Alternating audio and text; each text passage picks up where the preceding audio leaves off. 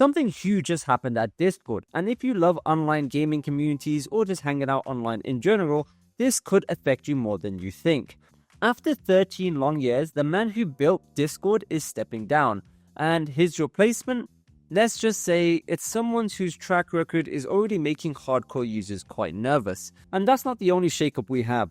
Discord is planning a massive move that could completely reshape the platform's future. I'll give you a hint. It involves Wall Street. And where there's Wall Street, there's always strings attached.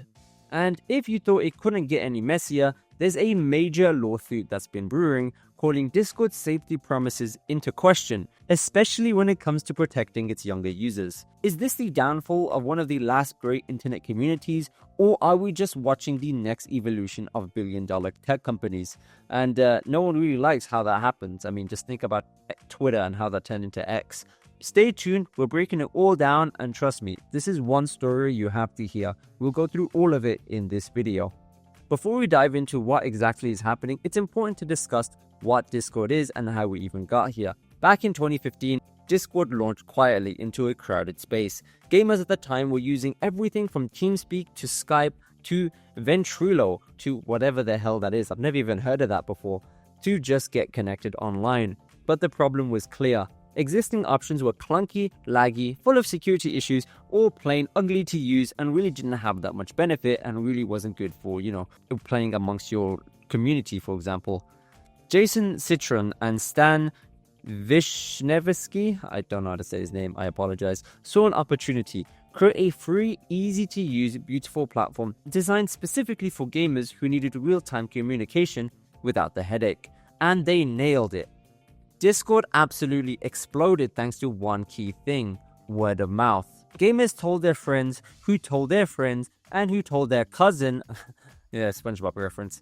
It was seamless to join, easy to set up servers, and better yet, no expensive server hosting or subscription required. By 2017, Discord wasn't just a tool for gamers, it became a culture hub. Communities for artists, writers, anime fans, coders, literally any fandom you could think about began sprouting up out of nowhere on Discord. Fast forward to today, Discord boasts a whopping 200 million monthly active users across countless different interest groups. It's a virtual world on its own. But here's the thing, Discord has never been wildly profitable. The platform has always walked the tightrope between community-first values and the need to eventually make money.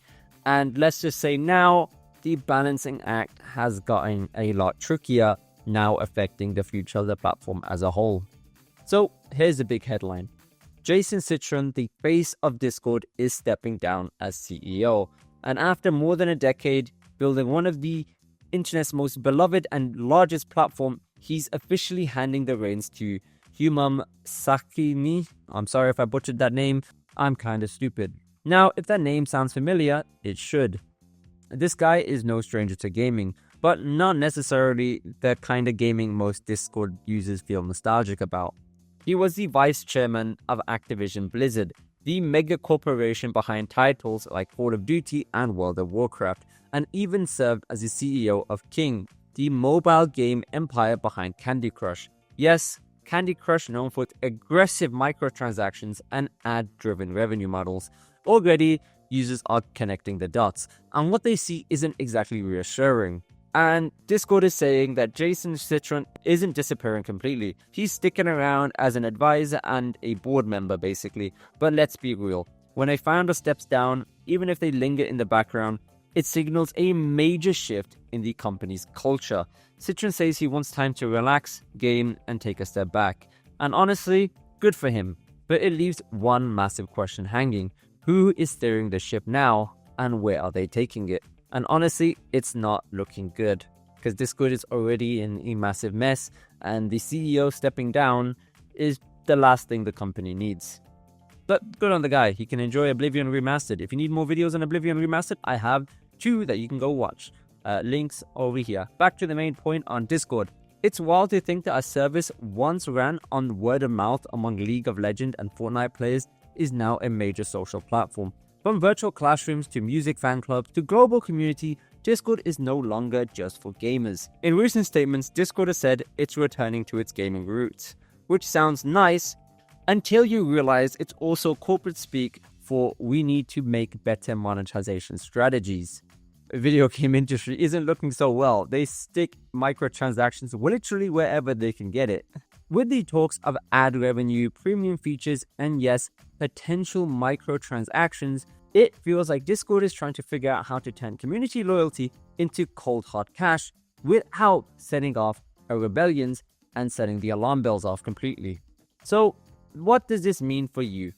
Discord has been quietly preparing for an initial public offering, an IPO, for a while now. What does this mean? Well, when that happens, Discord will officially be owned by shareholders, and shareholders, they want growth, profits, and quarterly results. That means every decision, from how servers operate to how users interact to what features stay free, could soon be filtered through a lens of how much money this can make. Combine a new CEO with microtransactions experience with a company prepping for an IPO, you have a recipe for, let's say, a disaster. A platform that could start looking a lot less like Discord that you know and love. So, back to it. The moment the news dropped about the leadership change and the IPO, Discord's user base did what it does best. They flooded forums, Reddit threads, and social media feeds with memes, panic, and more memes about panic. On r/games, one comment captured the mood perfectly. They're gonna ruin it. Discord's about to become a second Facebook Messenger, isn't it? And honestly, they're not wrong to worry about this. After all, we've seen this happen quite a few times. For example, Twitter now become X, paywalls everywhere.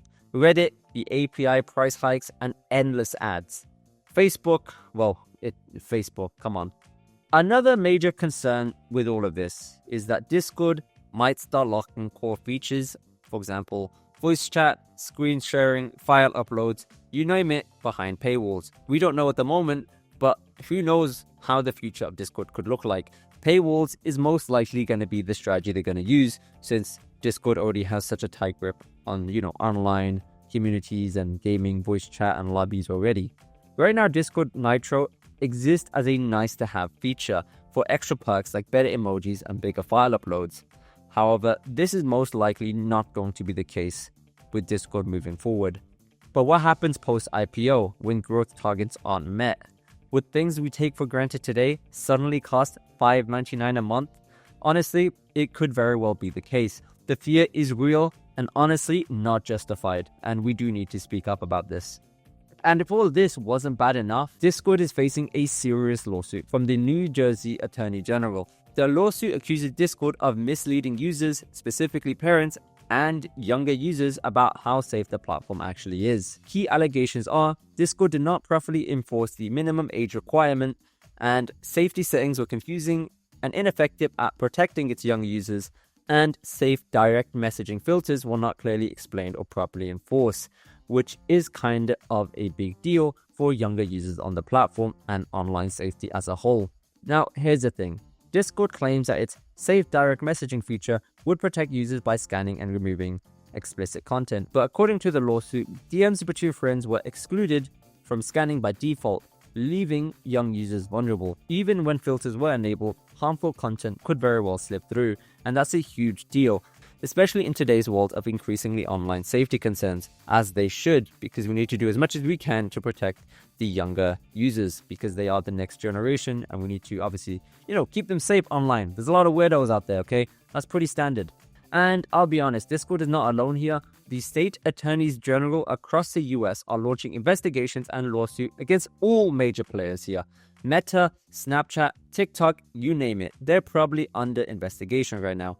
Regulators are finally waking up to the reality that for too long, platforms were allowed to prioritize growth over safety. And now they're coming with lawsuits, legislations, and possibly even government-mandated reforms.